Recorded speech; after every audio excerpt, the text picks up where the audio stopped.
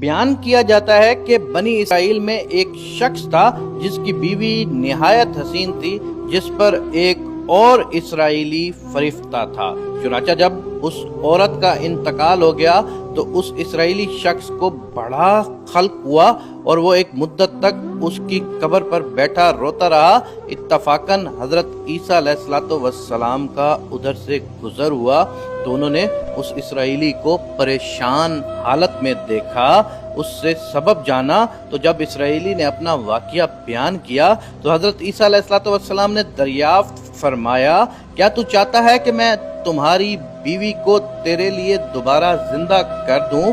اس نے عرض کیا کہ ہاں حضور، میں بھی یہی چاہتا ہوں۔ چنانچہ جب حضرت عیسیٰ علیہ السلام نے اس قبر کے مردہ کو آواز دی تو قبر سے ایک حبشی غلام، جس کے ناک کے نتنوں، آنکھوں اور جسم کے دوسرے سوراخوں سے آگ کی لپیٹیں اٹھ رہی تھیں، حضرت عیسیٰ علیہ السلام کو دیکھتے ہی غلام نے کلمہ پڑھا، لا الہ الا اللہ عیسیٰ روح اللہ۔ اسرائیلی نے یہ تو دیکھ کر عرض کیا، حضور مجھ سے غلطی ہو گئی، میری بیوی کی قبر تو دوسری ہے۔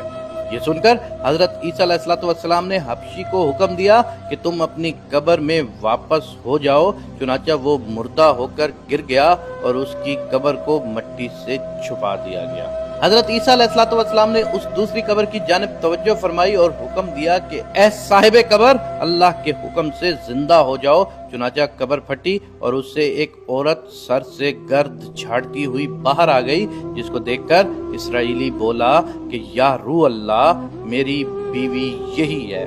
پھر حضرت عیسیٰ علیہ السلام کے حکم سے وہ اسرائیلی اپنی بیوی کو ہمراہ لے کر واپس ہونے لگا، مگر عرصہ سے جاگا ہوا تھا، اس لیے اس پر نیند کا غلبہ ہو گیا اور اس نے بیوی سے کہا کہ تیری قبر پر گریہ وزاری اور بیداری نے مجھے ہلاک کر دیا ہے، اس لیے میں چاہتا ہوں کہ کچھ دیر آرام کر لوں۔ بیوی کہنے لگی، ہاں آپ آرام کر لیجئے۔ چنانچہ وہ اسرائیلی بیوی کے زانوں پر سر رکھ کر سو گیا۔ اتنے میں ایک گھوڑے پر سوار ایک شہزادے کا ادھر سے گزر ہوا جو اپنے زمانے کا یکتا حسین تھا، جس کو دیکھ کر شہزادی اس پر فریفتہ ہو گئی اور اس کا دل قابو میں نہ رہا۔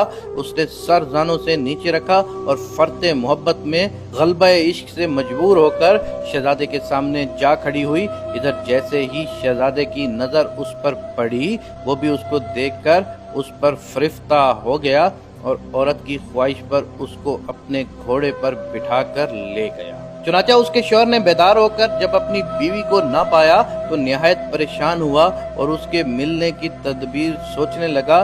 سوچتے سوچتے آخر اس نے نشانہ قدم پر چل کر اپنی بیوی کو تلاش کر لیا، جو شہزادے کے پاس پہنچ چکی تھی۔ اس کو دیکھ کر اسرائیلی نے شہزادے سے عرض کیا کہ یہ میری بیوی ہے، آپ اس کو چھوڑ دیجئے۔ ابھی شہزادہ کچھ کہنے ہی والا تھا کہ اس عورت نے کہا، میں تیری بیوی نہیں بلکہ شہزادے کی لونڈی ہوں۔ یہ سن کر شہزادہ اسرائیلی سے کہنے لگا، مجھ سے میری لونڈی کو لینا چاہتے ہو؟ اس نے کہا، خدا کی قسم یہ میری بیوی ہے جس کو میرے سردار حضرت عیسیٰ علیہ السلام نے مرنے کے بعد میرے لیے زندہ کیا ہے۔ ابھی یہ گفتگو ہو رہی تھی کہ اتفاقاً حضرت عیسیٰ علیہ السلام کا وہاں سے گزر ہوا، جن کو دیکھ کر اسرائیلی کہنے لگا، یا روح اللہ، کیا یہ میری وہ بیوی نہیں جس کو آپ نے میرے لیے زندہ کیا ہے؟ حضرت عیسیٰ علیہ السلام نے فرمایا کہ ہاں یہ وہی ہے۔ یہ سن کر عورت کہنے لگی کہ یا روح اللہ، یہ شخص جھوٹا ہے، میں اس شہزادے کی لونڈی ہوں۔ حضرت عیسیٰ علیہ السلام نے فرمایا، کیا تو وہ عورت نہیں جس کو میں نے اللہ کے حکم سے زندہ کیا ہے؟ عورت نے کہا، یا روح اللہ، باخدا میں وہ نہیں ہوں۔ اس کے بعد حضرت عیسیٰ علیہ السلام نے فرمایا، جو جان خدا کے حکم سے میں نے تجھے دی ہے اس کو واپس کر دے۔ یہ سنتے ہی وہ عورت پھر سے مردہ ہو کر گر پڑی۔ پھر حضرت عیسیٰ علیہ السلام فرمانے لگے کہ جو شخص ایسے آدمی کو دیکھنا چاہے جو کافر مرا تھا اور زندہ ہو کر ایمان لایا تو وہ اس حبشی غلام کو دیکھ لے، اور جو کوئی ایسے شخص کو دیکھنا چاہے جو مومن مرا تھا پھر اللہ نے اس کو زندہ کیا اور کافر ہو کر حالت کفر میں مر گیا تو وہ اس عورت کو دیکھ لے۔ اس واقعے کو دیکھ کر اسرائیلی نے قسم کھائی کہ اب کبھی نکاح نہ کروں گا، اور میدانوں کی طرف نکل گیا جہاں اللہ تعالیٰ کی عبادت میں مصروف رہ کر اسے موت آ گئی۔ اللہ تعالیٰ اس پر رحم فرمائے۔ نبی اور رسول کے اقرار اور انکار کا نتیجہ اس حقائق سے ظاہر ہوتا ہے، اور سبق ملتا ہے ہمیں کہ کامیابی اپنے نبی کی اطاعت و محبت سے ہی مل سکتی ہے۔